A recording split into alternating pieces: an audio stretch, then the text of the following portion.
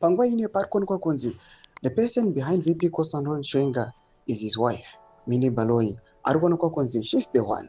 Panguva ine arikuya achistrengthena VP Constantine Chiwenga in a bid to fight Zvigananda panguva ine. Patirikuona VP Constantine Chiwenga paanyasi kuonekwa kunzi is the one arikufanira kusucceeda mutungamiri wenyika, but Zvigananda zvaiva zvikamubloka nokuda kwokuti tinyaso kuona kuti Chiwenga haasapoti mainterests avo. Save namashoko ouya achiudzwa Minnie Baloyi panguva ino achistrengtheniwa nekusimbiswa nevanhu in their bid to stop Zvigananda. Don't forget subscribe or like it on the bell icon. Timida pendo yakanzi General G Chiwenga yes my vote.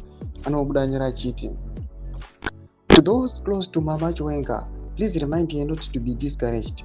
Those who attack her, like Anatemba Mliswa, do so because they see the positive change she has inspired. She helped reconnect the general with the people and reminded him of the true meaning of leadership service, humility, and love for the nation. Thank you, Mama, for guiding the general back to the people.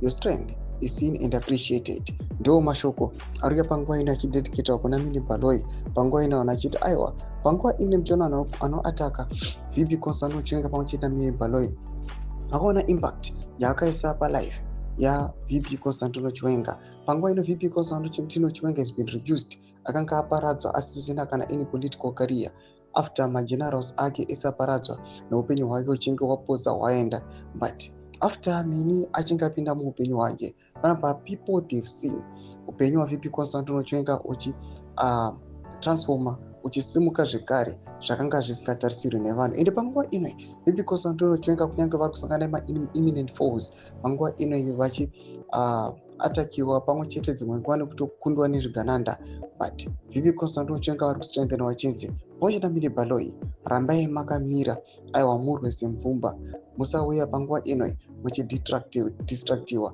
nezvigananda. Tudze mafunguro enyu moti kudii pamusoro pechitiko ichi. Apa penda comment section medu mafunguro enyu, so subscribe or like, hit on the bell icon.